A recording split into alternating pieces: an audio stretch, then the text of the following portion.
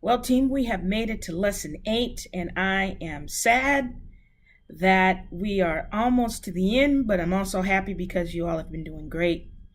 I want to encourage you to continue to raise the bar on your work output. Work on making sure that your spelling, your punctuation, your sentence structure is getting better and better and better with each assignment, and that you really take your time to answer the questions. I would also encourage you to take a look at how to quote and cite within your answers. You will be quoting from the textbook. You will be citing the textbook. Practice. This is an opportunity for you to practice, because the further you go along in your educational journey, the expectation is that you're going to be doing that. So I encourage you to practice in your lesson submissions. We're on to chapter 11. I had to look over here to make sure I had the right chapter. We're on to chapter 11. It's about making and standing up in front of folks and delivering a speech. You would think that it's a very simple and easy process, but it really isn't. And I think that people take that for granted. And so I want you to really focus in on this chapter in this textbook. There is some phenomenal stuff. If you take a look on page 303, it goes through the process of creating a speech, the process of developing what you're going to say. And then the subsequent pages goes through each particular point.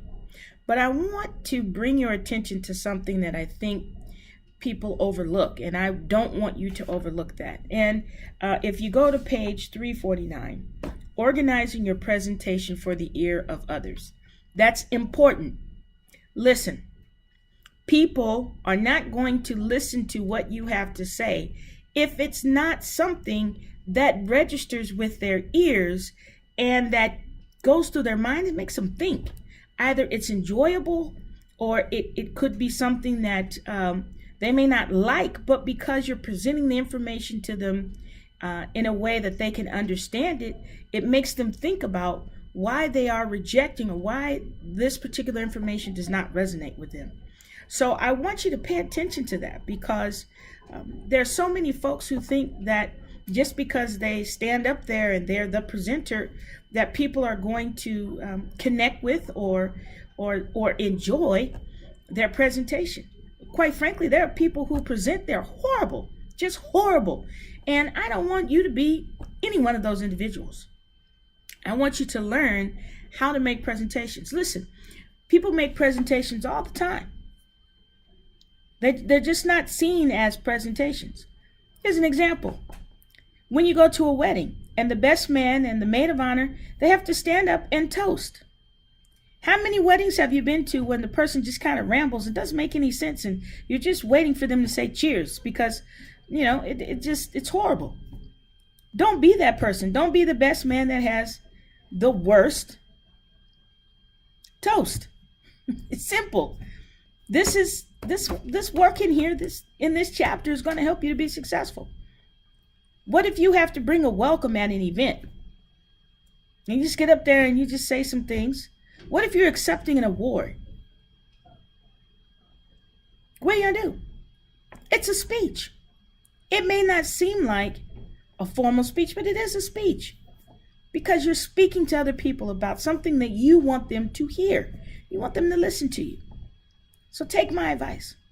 Read the chapter. Take heed to some of the things that they're suggesting. And as important, 349, reading on that whole section. How do you prepare what you want to say so people receive it? That's important. So, we have a great week here. This is chock full of good information. It's going to help you to be a better presenter, a better speaker. You're going to be at work. What if you have to get up in front of your peers and present a particular policy, procedure, and effort and initiative that your team or your department was responsible for? Don't you want people to say afterwards, that was a good presentation? You did a really good job. You want that. And this chapter is going to help you to do that. So let's get to it. Nothing but to do it.